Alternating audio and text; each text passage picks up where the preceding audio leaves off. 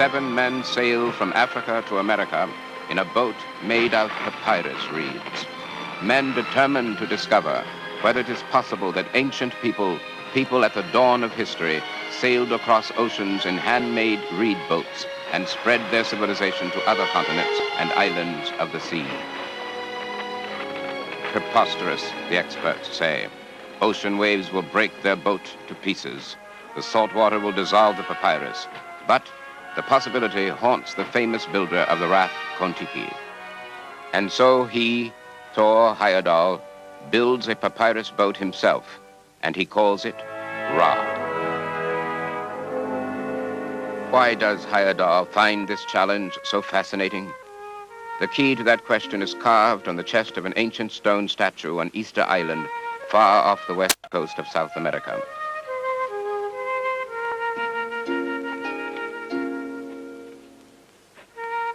A reed boat on an island where once no reeds grew, but because they grow from pieces of root and not from wind-blown seeds, had to be brought there from America by men.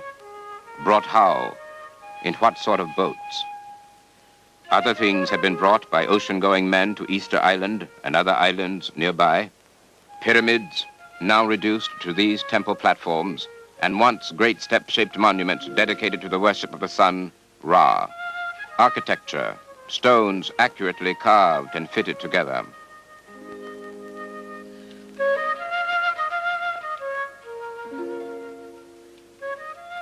Reed boats, still sailing like ghosts in paintings on temple walls, and in these models, with one or more sails carved long ago in stone. The older natives of Easter Island still know the art of making boats of reeds. They use the Totoro reed, a characteristic South American variety. The ancestors of these natives brought the reed with them from America and planted it in the fresh water of Easter Island's crater lakes.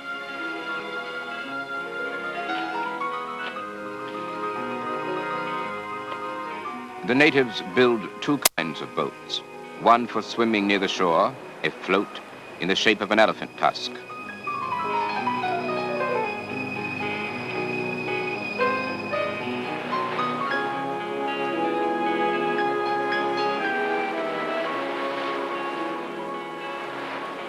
The other, a boat with raised bow and stern, which can be built in any size, large or small, and which the natives say is completely worthy for sailing the sea. More than 25 years ago, Heyerdahl began to wonder how the culture and vegetation of South America came to Easter Island and beyond to other islands of Polynesia. Peru's coastline is the nearest to the Pacific Islands. From there, the ocean currents flow inexorably toward them. Heyerdahl sailed these currents in 1947 in a raft he made of balsa wood, sailed them far past Easter Island to show how ancient people might have traveled westward to Polynesia.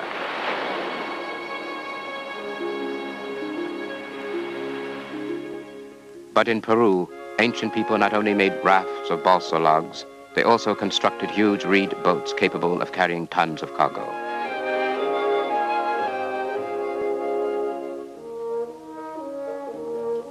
On Lake Titicaca, high in the Andes Mountains, Heyerdahl found Peruvians making reed boats with sails supported by a remarkable double mast, lashed together at the top.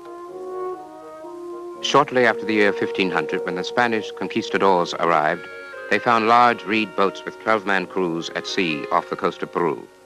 Today, there are only small one-man floats, exactly like those on Easter Island.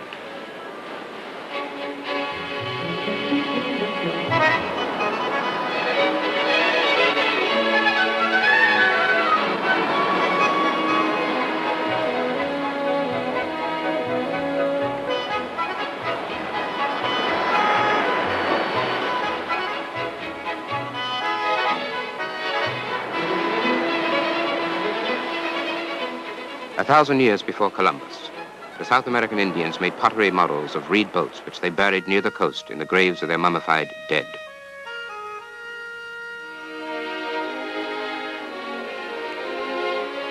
A man with a bird's head was often depicted together with the reed boats exactly as had been the practice in ancient Egypt, and remarkably, on Easter Island too. Ancient Peruvian pictures show the birdman intimately associated with the reed boat. The oldest reed boat builders in Peru and Bolivia left behind large numbers of giant statues, as well as temple walls of huge blocks fitted together like those on Easter Island. When Europeans arrived, they found stepped pyramids like those in the islands of Polynesia, and from the summit, the Indians of Peru worshipped the sun. Their Pyramid of the Sun is the largest still preserved in Peru. It and the Cerro Colorado Pyramid on the coast further north are temple pyramids, built as in ancient Mesopotamia with millions of sun-dried bricks. Pyramids in Peru and Polynesia, and 1,000 miles to the north on the plains of Mexico, too. And in each place, dedicated to a worship intimately connected with the sun. Even more remarkably, pyramid building began suddenly in both Peru and Mexico, and at the same moment of history.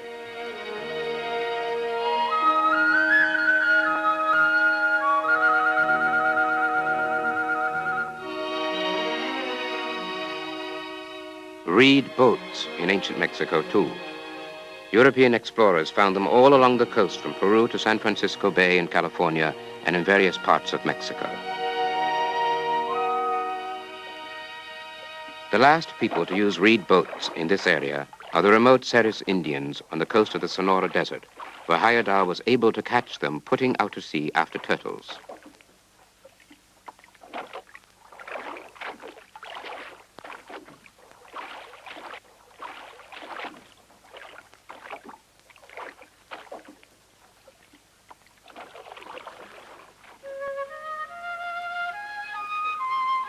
Architecture, reed boats, and religion, similar to those of Peru and the islands, were not only here in Mexico, but also in ancient Egypt.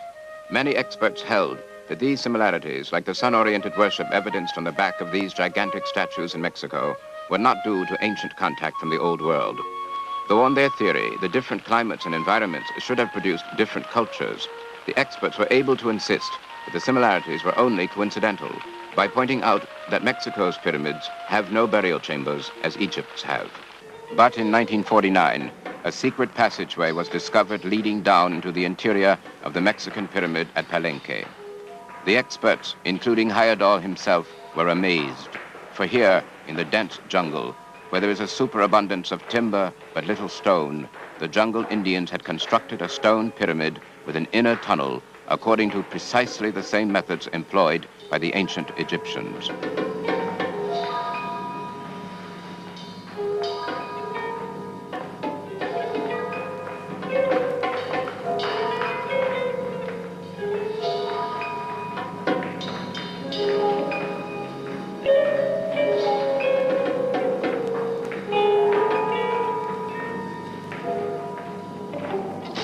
A heavy stone doorway led into a burial chamber over which the entire pyramid had been built.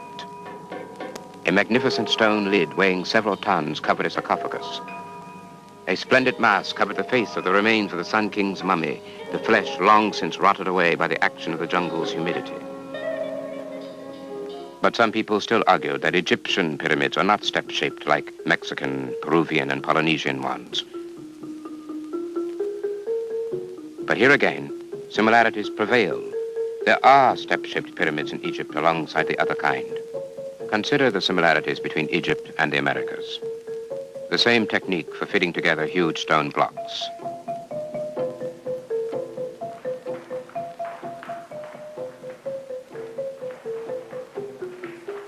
The same architecture in the pyramid tunnels which support hundreds of thousands of tons overhead.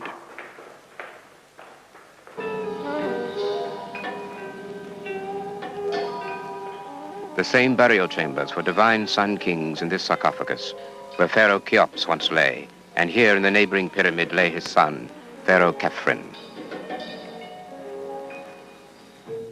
The same step shape of the pyramids as in Mexico, Peru, and Polynesia. Here the world's oldest, Saqqara Pyramid.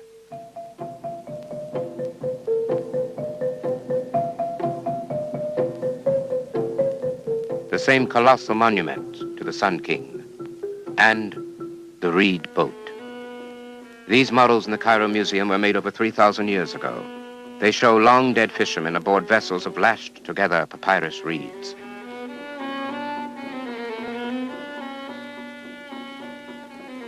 Twin oars tied together steer the boats, a mechanism which is neither the simple steering oar nor the true vertical rudder. A bas-relief shows papyrus being cut and transported for use in boat building.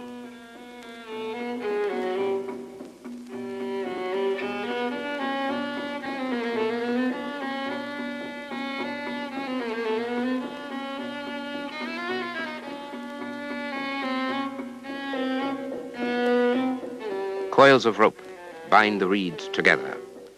An extra thick rope runs along the length of the deck. On a large reed boat, the captain, sitting on his cabin roof, commands a crew of 21 men. Many boats had sloping double masts with sails wider at the top than at the bottom, and a complicated rigging which is evidence of a truly sophisticated sailing technique. Ship's provisions consisted of cooked food, dried meat and fruit, live poultry in cages, water and oil in jars, bread in baskets, and beneath the boat, fish which were caught with hook and line. Egyptians living in the Nile Delta had close contact with the Phoenicians and their neighbors, who also built pyramids and worshipped the sun. Carvings from ancient Nineveh show fish swimming under reed boats which curve up at each end.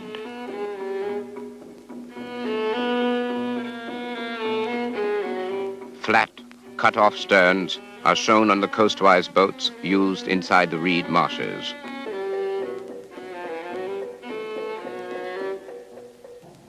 We are witnessing an ancient battle.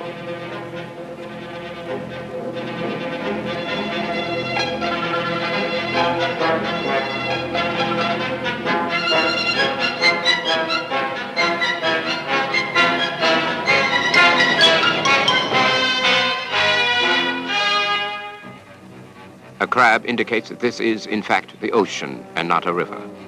Men and women flee from death ashore out to sea. They are escaping in reed boats, but where to? We do not know. But from Asia Minor and Egypt, culture spread to the Mediterranean islands and finally to Europe. On the Greek island of Corfu and on Sardinia, reed boats have survived to the present day. On Sardinia, there are now only small boats with cut-off sterns like those of ancient Nineveh, but they do have the exceptional buoyancy of all reed boats.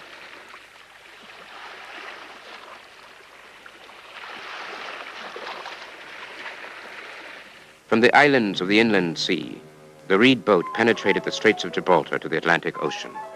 Here at Lixus, on the Atlantic coast of Africa, the Berbers still build reed boats on the very spot where the Phoenicians founded the city nearly 3,000 years ago.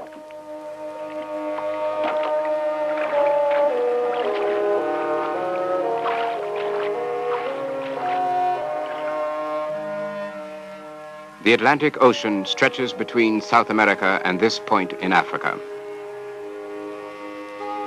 where the ruins of megalithic structures built with familiar techniques are found. These, too, were oriented to the sun. They were built not quite 3,000 years ago, at the same time as civilization began on the facing coast of America. Reed boats and pyramids first appeared in the Old World, then suddenly in America, and then in Polynesia. Could the sea have carried sailors on a one-way voyage westward long before Columbus? The ocean currents circulate on a fixed course. One of them, the one that will carry Ra, moving from North Africa to tropical America and meeting land in the Gulf of Mexico. Precisely where water meets land in the Gulf of Mexico, where ancient reed boats might have washed ashore, America's oldest sculptures with marked Negroid features stare at us from the past.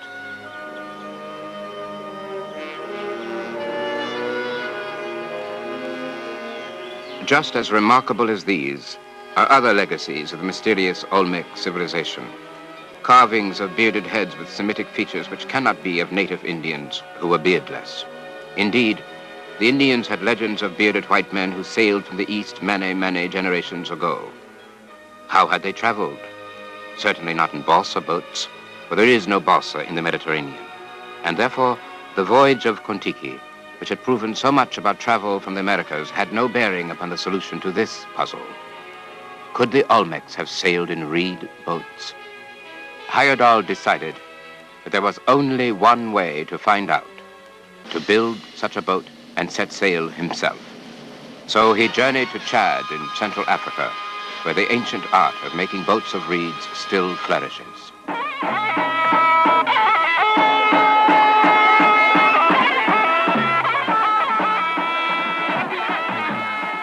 In the Republic of Chad lies the little desert village of Bol on the southernmost border of the Sahara.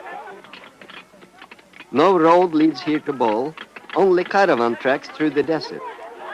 Here, the Aboriginal culture has remained unchanged for thousands of years, and it would live on independent if our own entire civilization were to be destroyed. I came to Bol because here the papyrus boat of ancient times was still in use, and I had something to learn from the experienced boat builders of the Buduma tribe. Here I met Omar and Abdullah for the first time.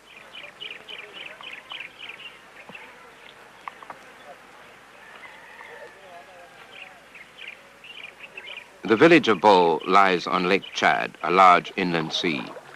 Here the Buduma people live on floating islands of vegetation.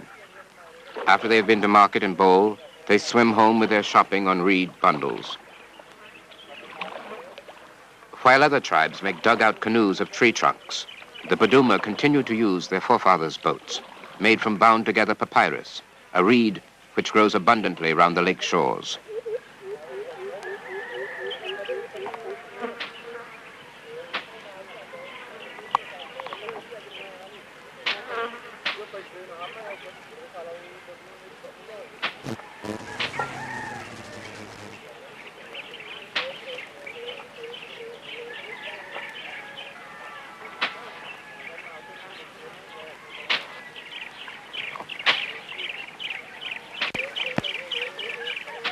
The Buduma are pleased to show Heyerdahl how they build their craft. They begin at the bow end, using a single reed split into 4 parts.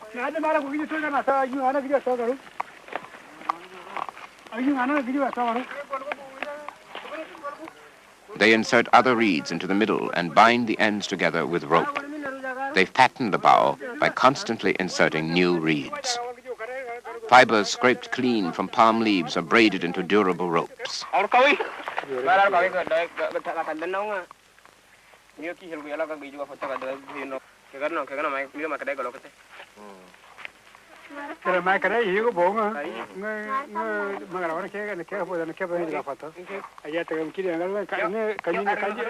Gradually, the bundle thickens and begins to look like a boat, its bow curved upward.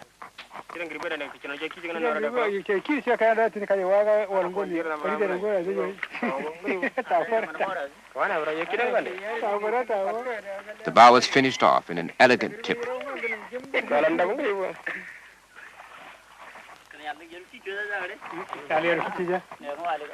But not so the stern. That is chopped off straight, just like the coastwise boats of ancient Nineveh.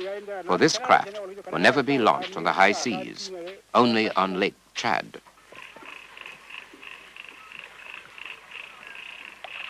Heyerdahl finds the reed boats of Lake Chad fantastically buoyant and steady. It is his first time in a papyrus boat, and he begins to believe the papyrus might well be capable of carrying men across the sea.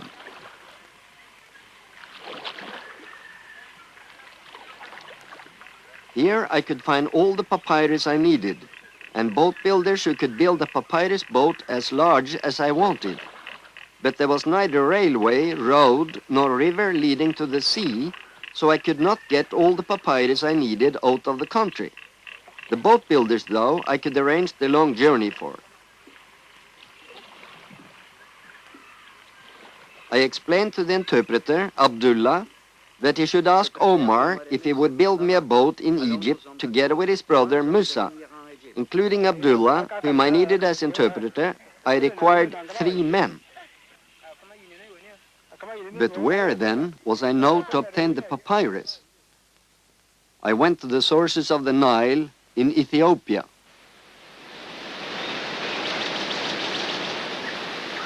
At Tisassat Falls, the world of the Nile divides into two levels.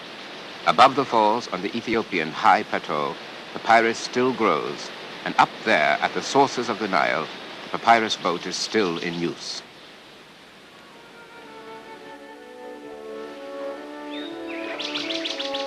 Both double-ended and cut-off boats are still used by the Laki tribes and the Coptic monks who live on the islands.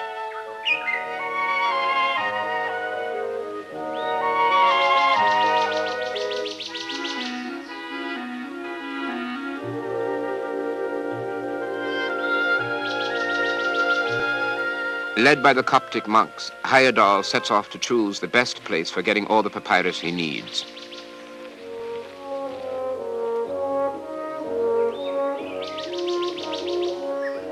He arranges to have it cut, dried, and transported across the mountains to the Red Sea coast. 12 tons of dry and inflammable papyrus reeds are shipped from the shores of Lake Tana through the troubled war zone at the Suez to Cairo in the Nile Valley.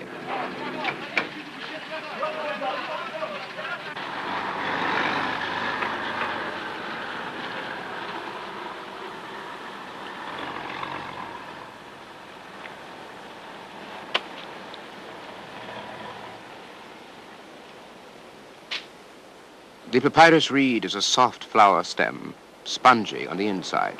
A child can crush it in his hand. Dry, it snaps like a matchstick and burns like paper. But wet, with its thin, watertight skin, it becomes flexible and extraordinarily tough. Only the cut ends will absorb water. Abdullah, Omar, and Musa seemed most pleased with the material. But when I showed them the building site, they asked me where the lake was in which to soak all the papyrus. It had first to be dried in the sun so as not to rot, but then it had to be soaked so as not to break. I had to start hauling water out into the desert in drums. Björn Landström, the leading expert on prehistoric Egyptian boat types, got to see real papyrus for the first time and how light it was in the water.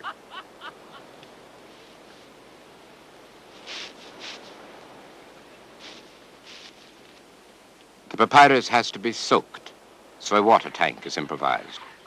But the reeds float so well, it costs 3 men great difficulty and time just to submerge a single bundle, and Heyerdahl has shipped in 500 bundles. On the basis of many years' study in museums and burial chambers, Björn Landström draws the plans for the boat. Like all the other experts, he is certain from the start that a papyrus boat will sink after a couple of weeks. Nevertheless, Landström is keen to see the boat built, if only to test its sailing qualities.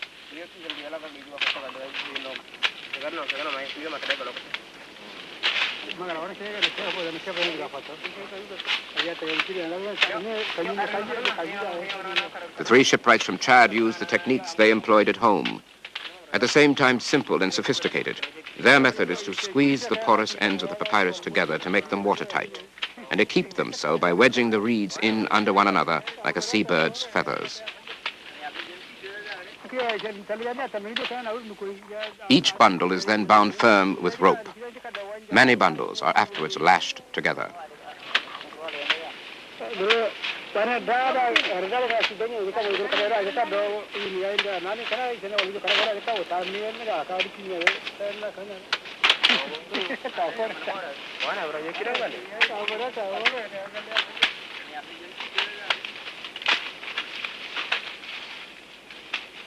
They tie only 3 large bundles when they are battered by a sandstorm from the Sahara.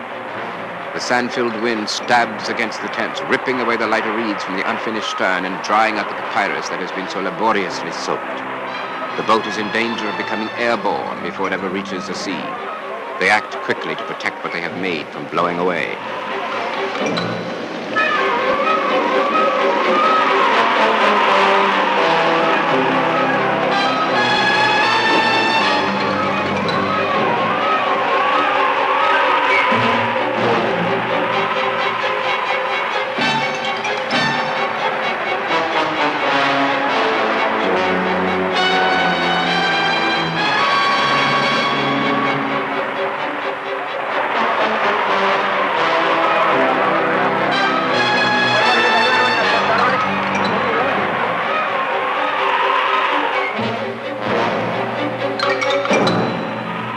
After 3 days of storm, the papyrus reeds are so dry and brittle they break at the touch, a disturbing state of affairs for material that is meant to carry 7 men across an ocean. The reeds must be watered once again, this time from hand-carried jars, before the work can resume.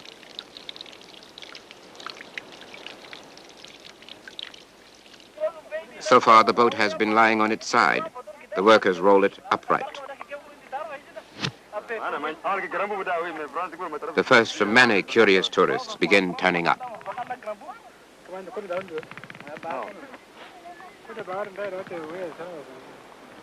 So far, everything had gone according to plan, exactly as at home in Chad, and strictly according to the ancient illustrations in the burial chambers around us. But our boat builders from Chad wanted to slice off the stern just the way they did at home. They said that no boat had bows at both ends. All my attempts at getting them to build a raised stern in the manner of the ancient Egyptians were utterly fruitless. I also called on Egypt's foremost expert on ancient boat types, Ahmed Joseph, who was in the process of reconstructing Pharaoh Cheops' wooden ship at the foot of the Great Pyramid, but neither he nor Landström were able to persuade Abdullah. Our 2 academicians tried to teach our friends from Chad how the stern should be built, but Abdullah insisted that one could begin a papyrus reed forward and add more and more toward the rear, but one could not thin them out again so as to make them come to a point at the stern. After 2 days of discussion and a gift of a watch to each of them, our friends finally allowed themselves to be persuaded. Landström was completely exhausted when our boat builders finally agreed to try to make a boat that curved upward to a point in the stern as well. Through lack of experience, the shipwrights provide a pitifully weak and thin rear end for an ocean-going ship. Supervised by the 2 learned consultants, the boat nevertheless receives the shape of its ancient prototypes. And Abdullah has not only curved the bow and stern upward to withstand the waves, but in order to match the ancient design, and for reasons unknown to Abdullah and Heyerdahl, he must also curve it inward like a scorpion's tail.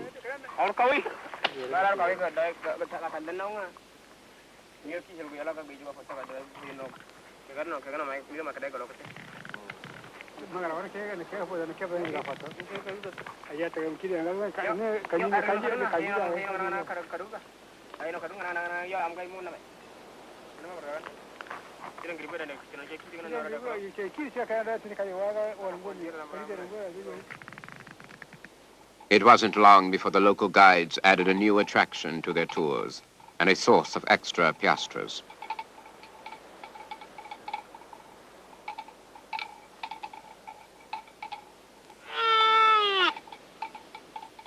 Among the first visitors were Heyerdahl's wife, Yvonne, and their daughters.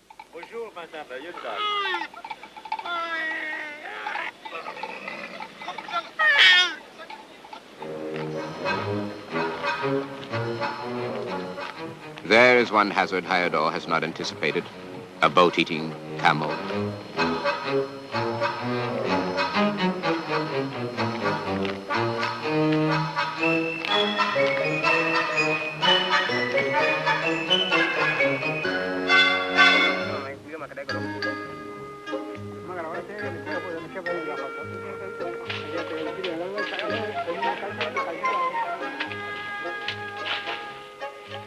The more boat-like the bundles grow, the more tourists are attracted.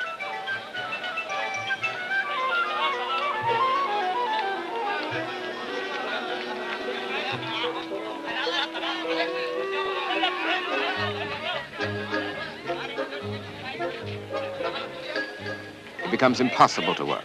Guards try to keep back the crowds from the fragile boat, but the people trample down the barriers, the bone-dry reeds snapping under their feet and disappearing for souvenirs.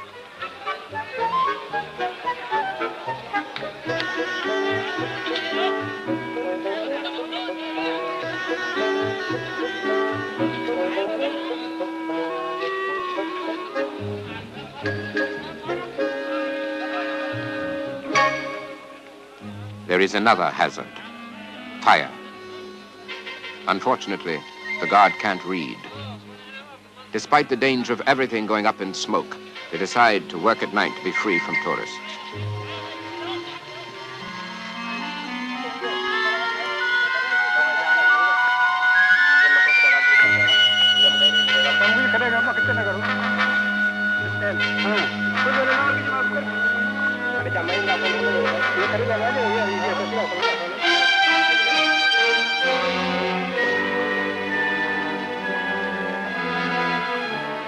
They have been at it for over a month, but in order to get to sea before the Caribbean hurricanes, they must launch within 2 weeks. One ill-flown spark will send everything up in flames, so they decide to stop the night shift. The men from Chad and their Egyptian helpers eventually strengthen the stern, but it is still a source of worry.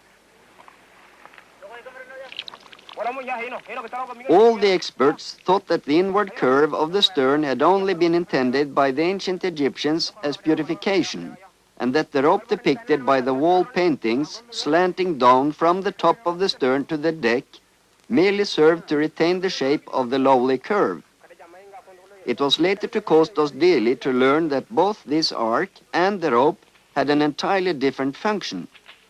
The arc, in fact, was supposed to serve as a spring, pulling the aft deck up. But no one knew that any longer. As a result, neither Heyerdahl nor his experts make any protest when the boat builders from Chad insist on removing the rope, since the stern still curves up without it.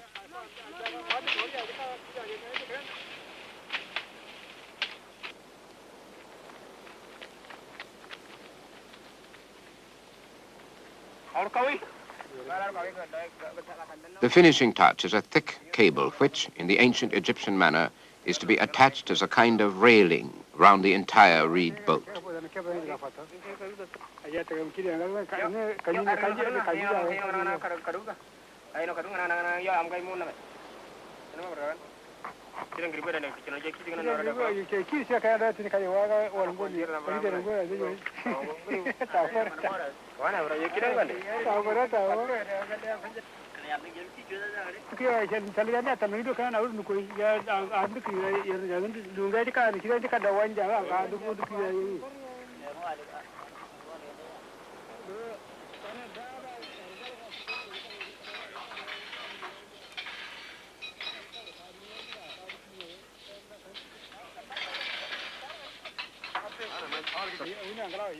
Sourial, who has just joined the expedition, knows of some potters near Cairo who still work as they did in ancient times.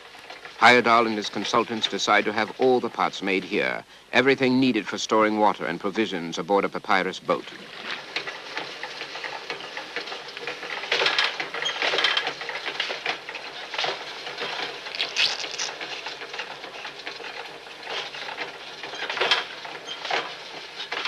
Their models are taken from a Cairo museum. The voyage requires 166 jars.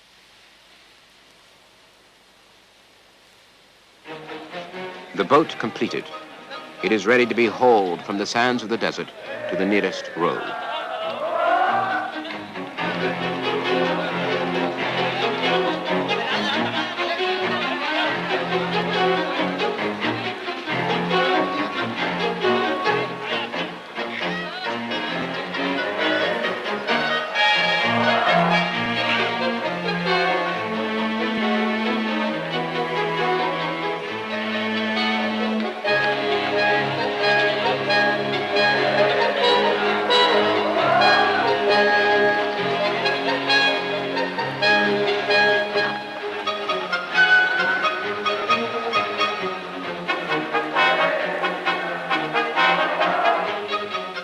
These are not slaves who are pulling raw in the biblical way, but 500 enthusiastic physical education students who are anxious to lend a hand.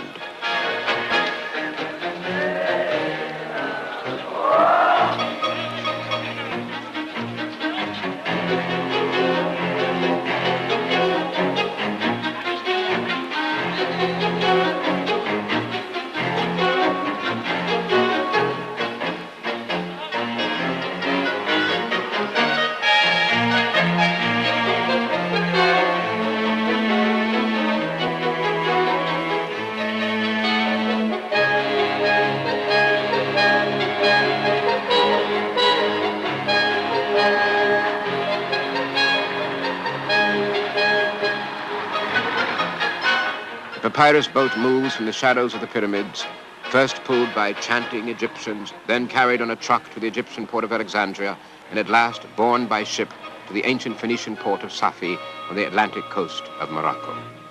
Here, the reed boat was to enter water for the first time. Would it list? Would it capsize? Many expected it to sink, for according to some papyrus experts, seawater dissolved papyrus. Our papyrus boat had been baptized Ra.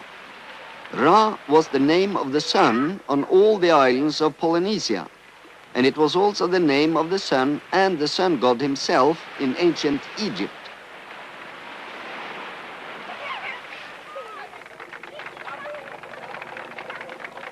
For the very first time, the crew of Ra meet each other.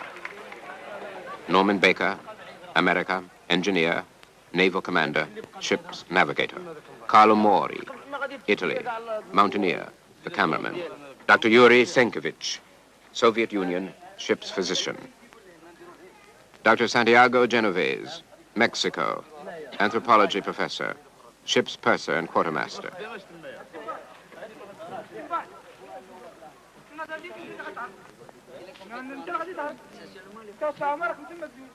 Georges Sourial, Egypt, chemical engineer, frogman. Abdullah, Chad, papyrus expert. How do you fix a mast onto a reed boat? Abdullah's driving a giant needle with which to sew large wooden blocks onto the deck as a footplate. Sourial is threading the needle and with the crew members on deck, sticking it back and forth through the boat until the wooden blocks can be firmly fastened down.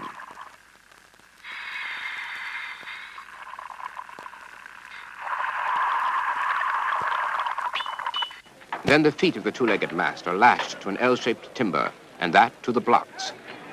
Many people. For to see this boat.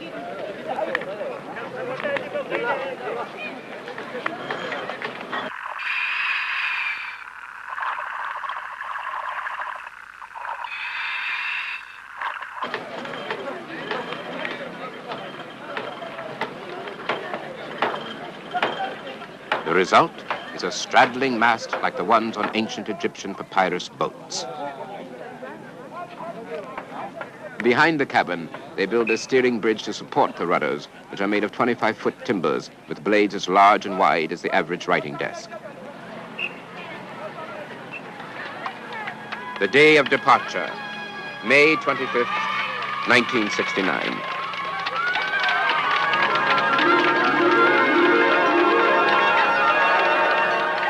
Ra is towed by Moroccan fishermen out of the harbor.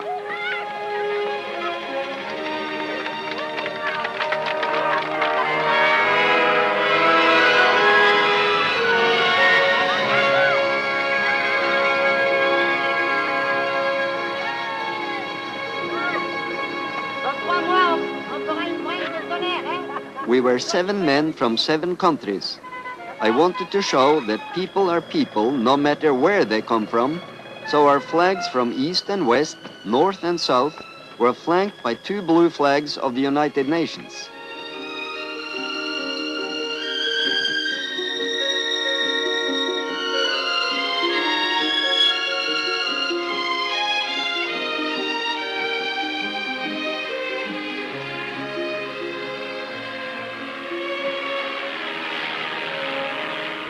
Planes and boats follow for a few hours. Then they are alone on the Atlantic, swept by strong currents southward along the Moroccan coasts.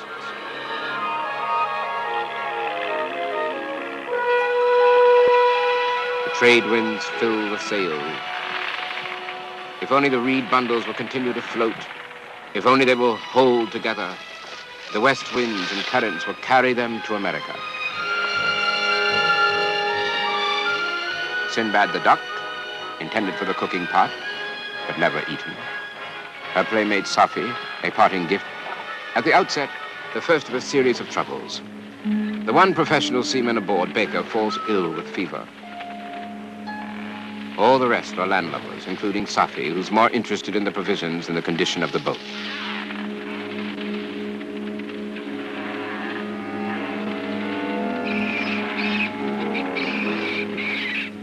Then, the first day out, more serious trouble. The rudders, both of them, snap under the force of the waves. Without rudders, they drift and wallow helplessly in hazardous waters off the rocky coast of the Sahara.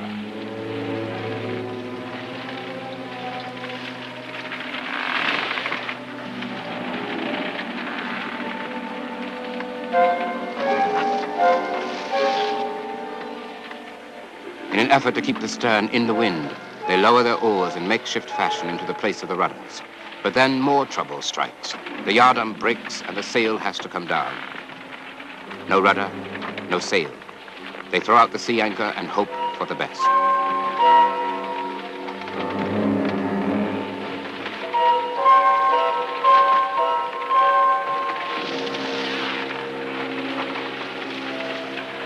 And the American navigator remains in bed with fever for 3 more days, treated by the Russian doctor.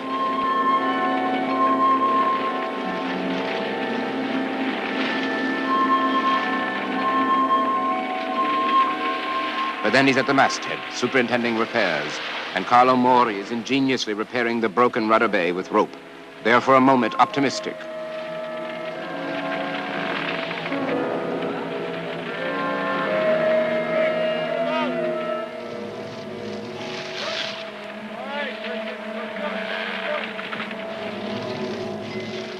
But no sooner are the oars set to function as rudders than they break again.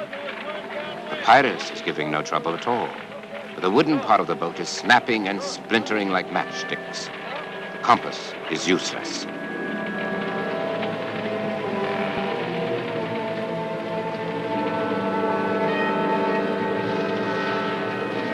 Ra drifts, and the crew worries constantly about smashing against rocks or being run over by ocean-going ships.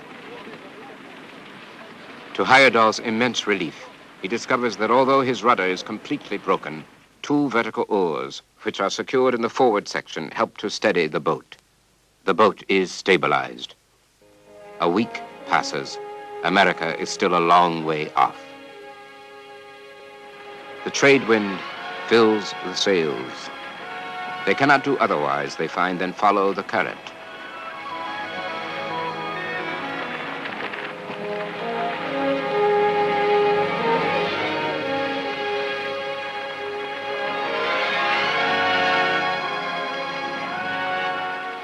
During our close contact with the sea, we discovered to our horror that the Atlantic is polluted. All the way, even out in the mid-ocean, we sailed through regions full of asphalt-like lumps of oil. It was an unexpected and shocking discovery, which we reported to the United Nations.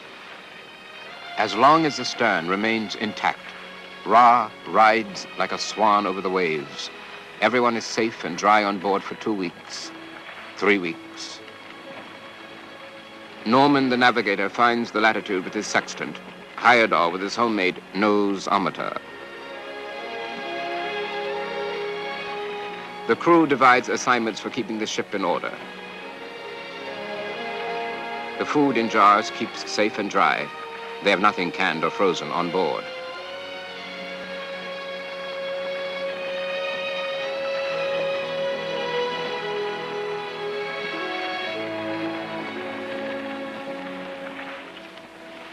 Flying fish, enough to keep the crew well fed.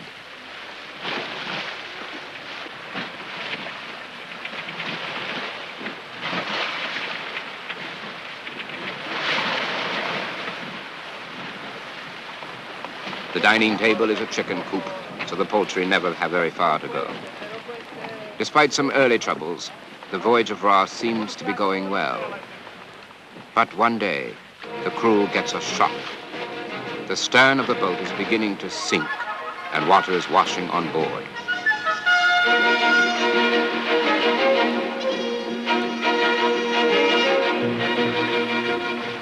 At first, they make the best of it. They even use the afterdeck as a wash basin.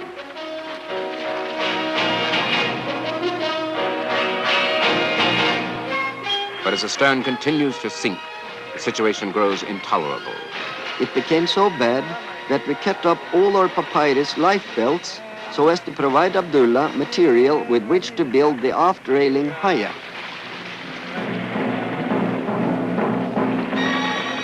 but he soon needed more papyrus, and we were forced to cut up our 2 papyrus life rafts as well.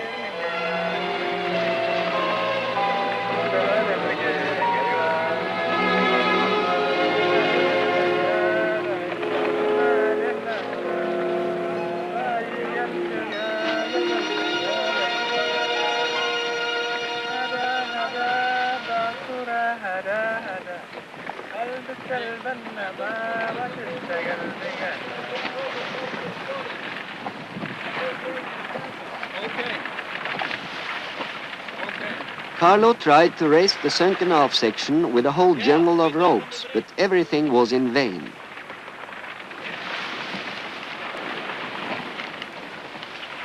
The stately but rigid wooden ships of the pharaohs would have broken up in the waves and sunk.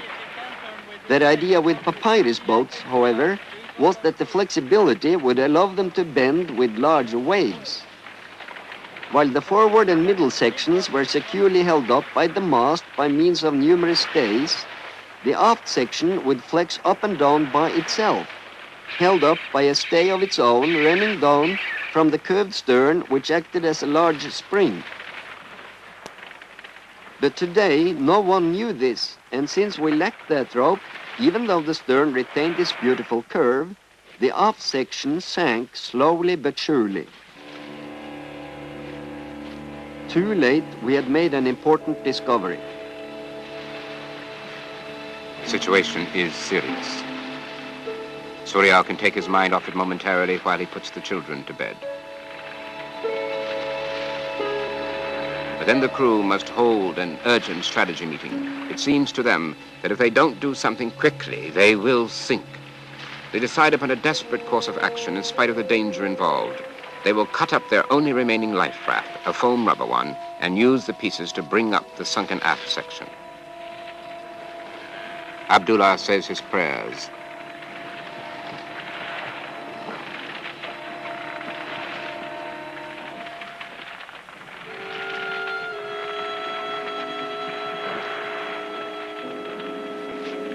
The rest bed down wondering whether they will be afloat in the morning.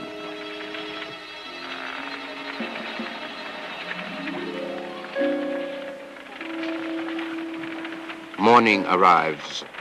No further sinking.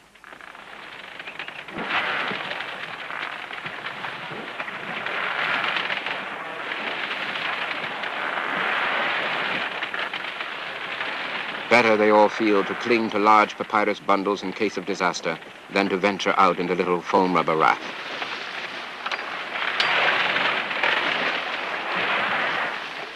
They begin cutting it up and building up the after section.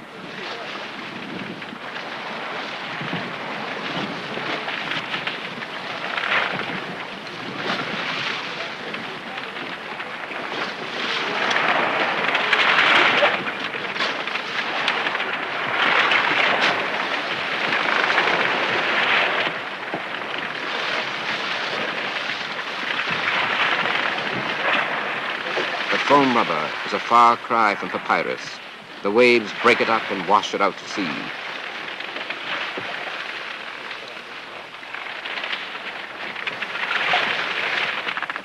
Everything follows the undulations of the papyrus, so wooden structures break or are ground into sawdust.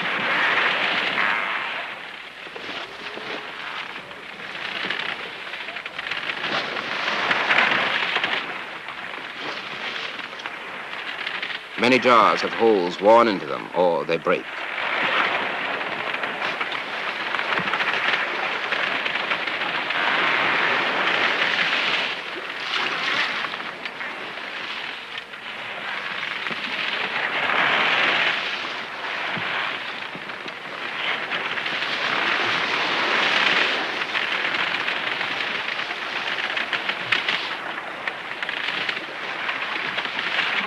The rudder oars are spliced and spatchcocked from end to end, but not a single papyrus reed is damaged, for the wooden parts break constantly.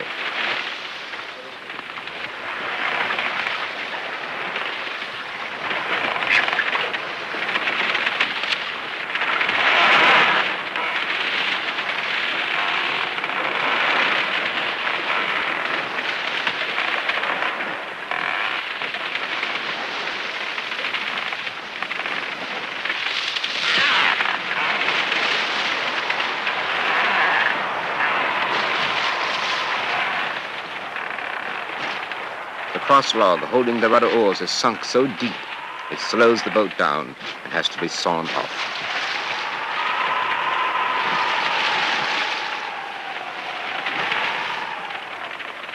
We had been sailing for nearly 2 months, had experienced the Atlantic in both storm and fair weather, and were now accustomed to living on a listing boat whose aft section lay underwater. Then we arrived in the area where the American hurricanes at that very moment were developing. And here, with a week sailing to the West Indies still before us, we sailed into the worst storm we had ever encountered. After the storm, Ra is no longer herself. The sail is down. Everything in chaos. Half the boat is underwater.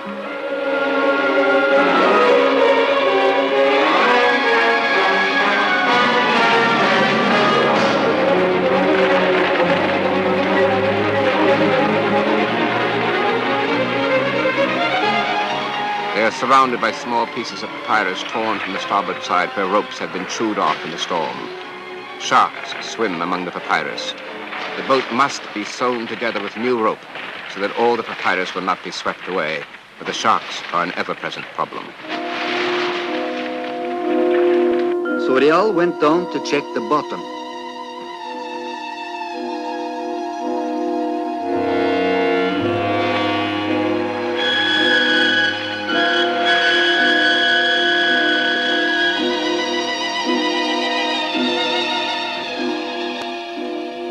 To everyone's relief, he was able to report that the papyrus hull was as good as before. A few barnacles, but otherwise ship-shape.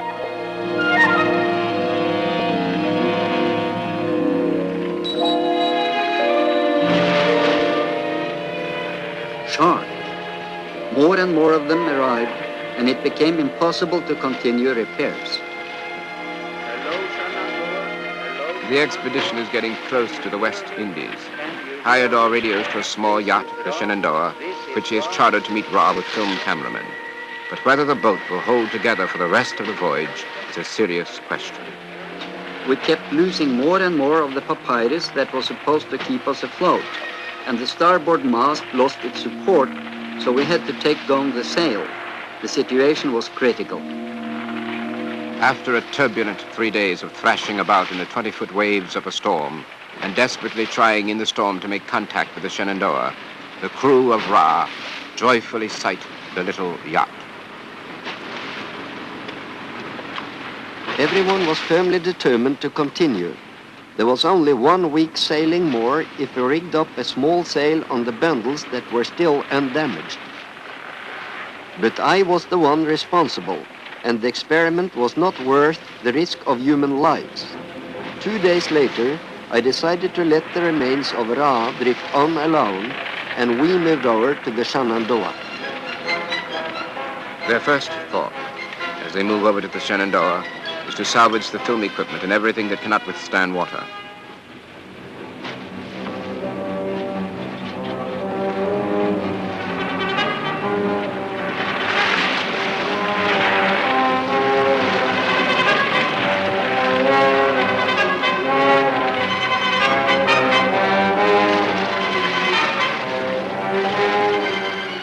Before they abandon Ra, they cut down the heavy mast and take off everything that can be salvaged.